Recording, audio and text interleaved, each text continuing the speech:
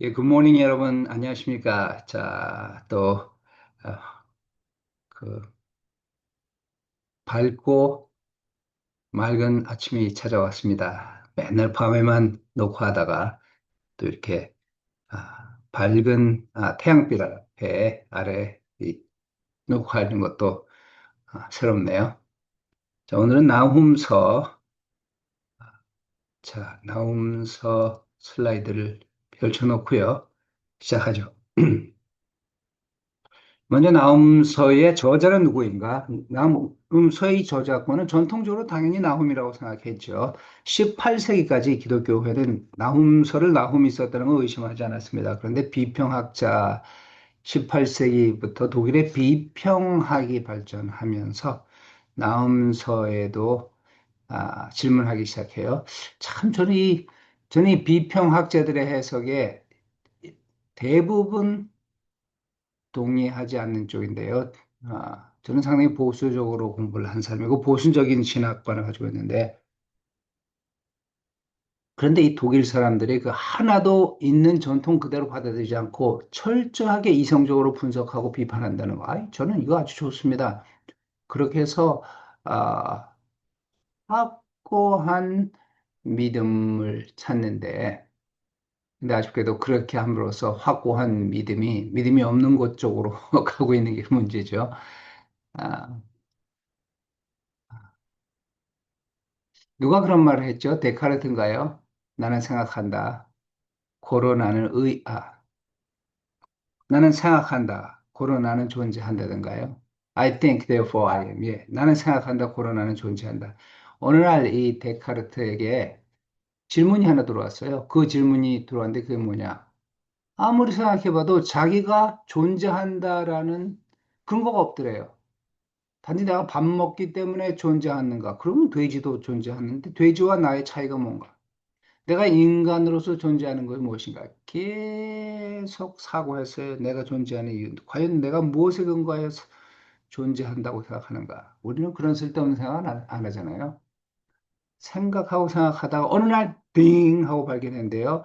나는 생각한다. 고로 나는 존재한다. 내가 사고하고 있구나. 돼지는 먹기 위해 산다면은 나는, 인간은 계속 사고를 하는구나. 그래서 명석한명한 지식에 이르렀습니다. 생각하고 있는 인간. 저는 그런 의미에서 비평학자들의 연구가 놀랍다고 생각합니다. 근데 그들의 연구의 결론에는 제가 거의 동의하지 않는 것이 훨씬 많습니다. 자, 나훔서는요, 1장 2절로 8절 거의 인트로덕션 부분에 나오는 이 내용 때문에 아, 그 비평학자들은 나훔이 쓴 글이 아니다라고 말하는데요. 자, 먼저 그러면은 슬라이드를 넘겨볼까요? 어, 예. 여호와는 질투하시며 보복하신 하나님이시라. 나훔서 1장 2절로 8절입니다. 여호와는 보복하시며 진노하시되 자기를 거스리는 자에게 여호와는 보복하시며 자기를 대적하는 자에게 진노를 품으시며 노하기를 더디하시고 권능이 크시며 바다를 꾸짖어 그것을 말리시며 모든 강물을 말리시며 꽃을 시들게 하시며 그런 말미암아 산들이 진동하며 산들이 녹고 그 앞에서는 땅 세계와 그 가운데 있는 모든 것들이 솟아오르고 누가 능히 그분 진노 앞에 서며 누가 능히 그의 진노를 감당하랴. 여호와는 다시 선하시다. 환난 날의 산성이시다. 환난 날의 산성이시다. 그는 자기에게 피하는 자들을 아신다. 뭐 이런 이 내용. 자, 이 내용에 대해서요. 이 내용은요. 여러분이 히브리어 원문으로 읽으시면요. 여러분, 어크로스틱이 뭔지 아세요? 어크로스틱이라는 표현. 이 어크로스틱, 알파벳, 예를 들어서 기억, 그리고 가로 시작되는 말이 나오고, 니은, 그래서 나로 시작되는 말이나 이런 식으로 쭉 아주 시적인 구조를 가지고 있습니다. 그런데 비평학자들은 이거예요. 누가 이 연설하면서 예언을 하면서 막 그런 식으로 문학적으로 얘기를 하느냐? 그냥 말하지. 그런데 이렇게 엘로컨트하고 델리킷하게 알파벳 어크로스틱 구조로 되어 있다라는 것은 후대에 그의 메시지를 누군가가 정리하고 총 편집이 돼서 오늘의 가진 성경의 형태로 만들어지는 과정에서 누군가 멋진 문학적인 표현으로 바꾼 것이다. 다시 말해서 후대의 글이 삽입된 것이다. 나훔이 직접 한 말이 아니고 나훔의 예언을 문학적인 구조로 재구성한 것이다. 그러므로 이것은 후대에 들어온 찬양시이다. 이렇게 주장합니다. 그 의견에 동의하든 동의하지 않든 일리 있는 거는 있어요. 누가 바로 거기서 그 예언을 하면서 아, 어크로스틱 구조를 할 수 있을까? 어, 기가 막힌 지적인 것 같아요. 그런데 지금도요, 목사님들 설교할 때 보면은요, 예를 들어서 설교할 때 본문이, 설교할 때 포인트가 첫째로, 둘째로, 셋째로, 넷째로, 다섯째로, 여섯째로, 뭐 이런 식으로 나가는데, 그 첫째는 V로 시작하고요. 그 다음 I, C, T-O-R-Y. 그래서 다 포인트를 두는 빅토리. 지금도 그렇게 해요.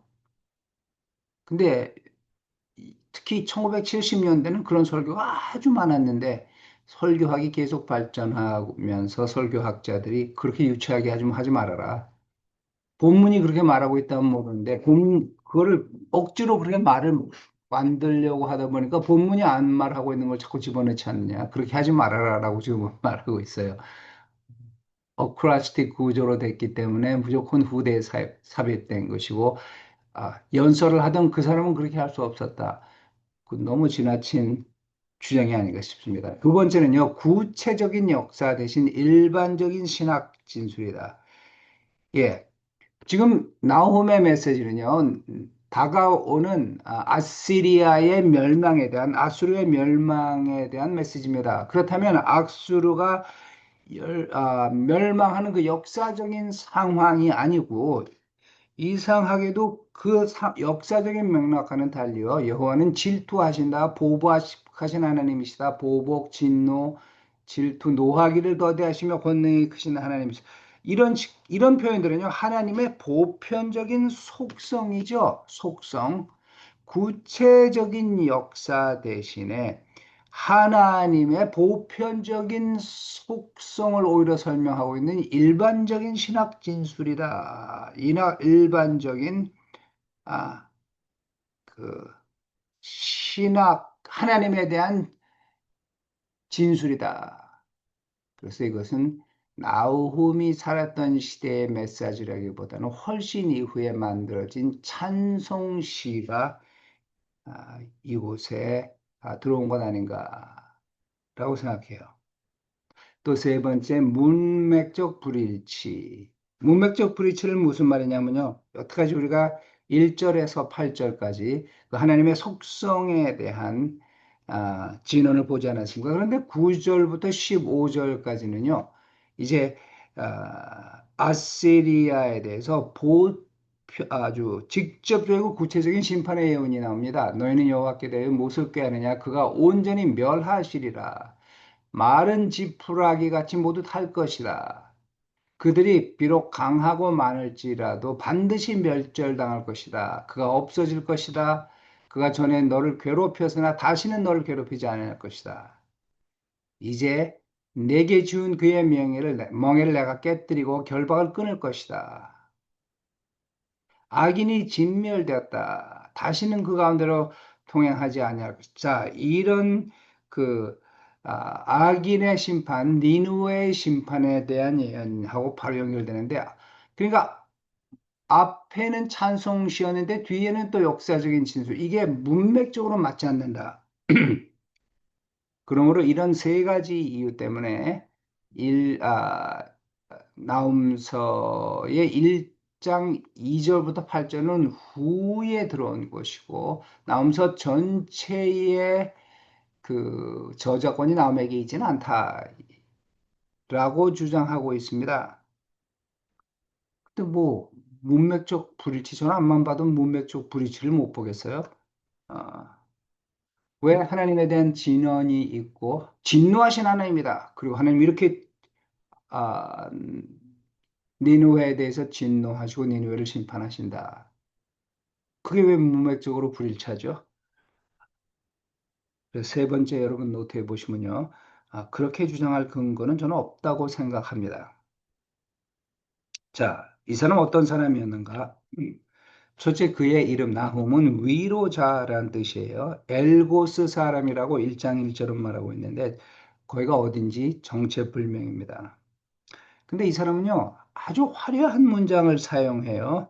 자, 문장을 이렇게 화려하게 사용하고 있는 사람이라면은 1장 2절에서 8절까지의 그 신학적인 진술, 그 화려한 문장이 어크로스틱이요. 나중에 들어온 거라고 굳이 주장할 필요는 없겠죠. 아, 아주 영어로는 워드 픽처라 그러잖아요. 얼마나 스타일리스틱하게 말하고 있냐면요. 2장 3절에 그의 용사들의 방패는 붉고 그의 무사들의 옷도 붉었으며 그 항우를 버리는 날에 병거의 철이 번쩍이고 노송나무 창이 요동하도다. 참. 이거를 히브리어로 읽었다고 한번 생각해보세요. 어떻겠어요? 더더욱 워드 픽처가 분명해지죠. 3장 2절로 3절에 그의 용사들의 방패는 붉고 그의 무사들의 옷도 붉으며 그 항우를 버리는 날에 병거의 철이 번쩍이고 노송나무 창이 요동하는도다. 철이 번쩍이고 노송나무 창이 요동한다. 옷도 붉고 항우를 버린다. 옷도 붉고 항우를 버린다. 용사들의 방패 붉고 무사들의 옷도 붉고 참 이상한 문학적인 표현을 하는 사람입니다. 자, 언제 이 글이 쓰였는가? 연대. 나훔서는요, 이 글이 언제 쓰였는가를 알기가 참 어려운, 분명한 연대 측정의 기준이 없습니다. 자, 그래서 우리가 이제 이 성경에 나훔서에 나와 있는 문맥과 역사를 비교해 보면서 측정해 봐야 되는데요. 추정해 보는 거죠. 첫째는요, 663년도에 아시리아의 왕이었던 아셔바니페리, 노아몬, 지금의 이름은 그 이집트의 테베라는 곳인데, 테베를 점령해서 이 테베가 함락됐습니다. 근데 나훔서 3장 8절은 그 테베의 옛날 이름인 노아몬이라는 이름을 쓰는 거예요. 이렇게 말하면 내가 어찌하여 노아몬보다 낫겠느냐. 그는 강들 사이에 있으므로 물이 둘리었으니 바다가 성루가 되었고 바다가 방어벽이 되었으며 노아몬보다 내가 어찌 낫겠느냐? 이건 물론 아시리아를 말하는 니누웨를 말하죠. 노아몬보다 그 강들 사이에 있고 물이 둘렸으니 바다가 성로가 되었고 바다가 방어벽이 노아몬은요. 이 테베는요. 고대 아, 이집트의 그 수도인 적도 있었는데요. 보십시오. 강을 끼고 발전한 도시인데 이런 성벽이고 그 뒤에는 엄청난 저 벼랑으로 둘러싸여 있어요. 아픈 강이고 다시 말해서 아주 타고난 요새 지역입니다. 누가 침공해 오기가 참 어려운 침공해서 함락하기가 어려운 요새 지역이었는데 이것조차 아, 함락되었습니다. 노아문. 그런데 나훔이 내가 어찌 노아몬보다 낫겠느냐? 노아몬은 이미 함락된 상태에서 나훔이 사역을 시작했어요. 노아몬은 언제 함락됐다고요? 663년 아셔베니펠이라는 왕이 아시리아의 왕이 군사를 이끌고 노아몬 대베를 침략해서 함락시킨 그 이후의 사역입니다. 그러므로 여러분 노트에 2번, 그러므로 나훔은 663년 이후에 사역을 시작했습니다. 그런데 지금 나훔은요, 다가온 니느웨의 멸망에 대해서 예언하고 있죠. 니느웨는 612년에 멸망했습니다. 여러분 이런 거 시험에 나옵니다. 니느웨는 언제 멸망했느냐? 612년. 그러면은 요나는 최소한 612년 이전에 사역했겠죠. 니느웨의 멸망을 외쳤으니까요. 우리는 노아가 니느웨의 멸망을 외쳤다는 거는 다 알잖아요. 그런데 나훔도 니느웨의 멸망을 외치고 있어요. 그러면 제가 여러분 그 시험지에 다음 중 니느웨의 멸망을 외치지 않은 선지자는 누구인가? 그리고 선지자 네명을 들어놓고 그 중에 하나를 선택하라. 그러면 여러분 아실 수 있겠어요? 니느웨의 멸망은 612년. 그러므로 이 나훔의 사역은요, 663년에서 612년 사이이겠죠. 그런데 이 나훔을 읽어보면요, 아주 그의 예언이 아주 긴박해요. 마치 막 전쟁이 지금 일어나는 것 같이 아시리아의 그 멸망이 아주 긴박하게 다가온 것 같아요. 그렇다면 최소한 아시리아의 말기이겠죠. 전쟁이 이미 시작했거나 시작하기 직전 상황. 그런데 그러면은 아시리아의 그 아시리아 생존의 마지막 부분은 언제라고 생각합니까? 612년에 바벨로니아가 아시리아에서 독립합니다. 그리고 결국 626년에 아시리아가 왜 이래요? 626년에 바벨로니아가 아시리아에서 독립하죠. 그리고 612년에 바벨로니아에 의해서 아시리아는 멸망됩니다. 그러므로 보다 구체적으로 나훔의 사역 연대를 따지자면요. 바벨로니아의 독립 626년에서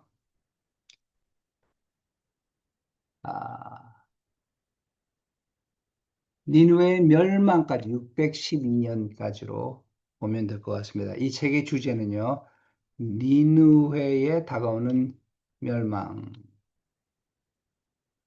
니누에는 멸망당하고 말았습니다. 고대 암벽화를 보십시오.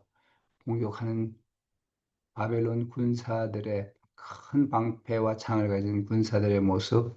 예, 니누에 성터 저 밑에서 나온 그 7세기 지형에서 나온 그, 그 유골들의 잔해.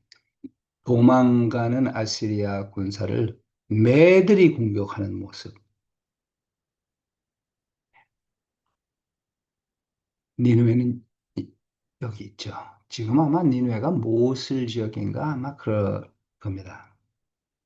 아시리아, 자, 이 책, 나훔서는요, 아, 이렇게 세 개의 구조를 가지고 있습니다. 1, 2, 3장. 하나님의 적에 대한 심판 선언, 심판에 대해서 말하고 있어요. 심판. 여기 하나님의 적은 니누에죠. 아시리아. 그리고 함락, 심판, 함락. 그리고 계속해서 니누의 함락에 대한 설명. 자, 나훔서의 신화가 뭡니까? 첫째는 공의로운 하나님이시다. 그럼 하나님은 공의로운 분이에요. 하나님 이렇게 왜 악이 번성합니까? 아니다. 하나님 왜 이렇게 전쟁에 있습니까? 아니다. 하나님이 악을 만든 것도 아니고 하나님이 전쟁을 만드신 것도 아니다. 하나님은 의로우신 분이시다. 그리고 주관자 하나님은 악을 이기실 권세를 가지고 있다. 하나님은 틀림없이 우주를 주관하고 계시고 이 악을 물리치고 승리를 가져오실 것이다.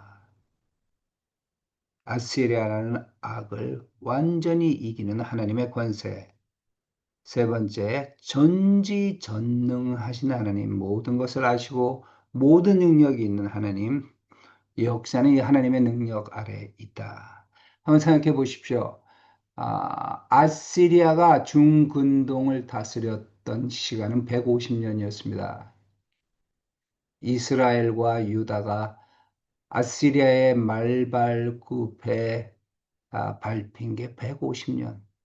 그러면 1년 5개월만 악이 지속돼도 사람은 미칠 지경일 겁니다. 아마 15년간 그 악이 사라지지 않는다면요. 이제는 이 악은 없어질 가능성이 없다라고 포기할 수도 있습니다. 그런데 150년간 존재했던 악을 날려버리시는 하나님, 엄청난 하나님의 권세죠.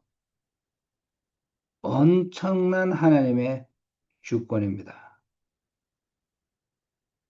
전지전능하신 하나님, 역사는 하나님의 능력 아래에 있다.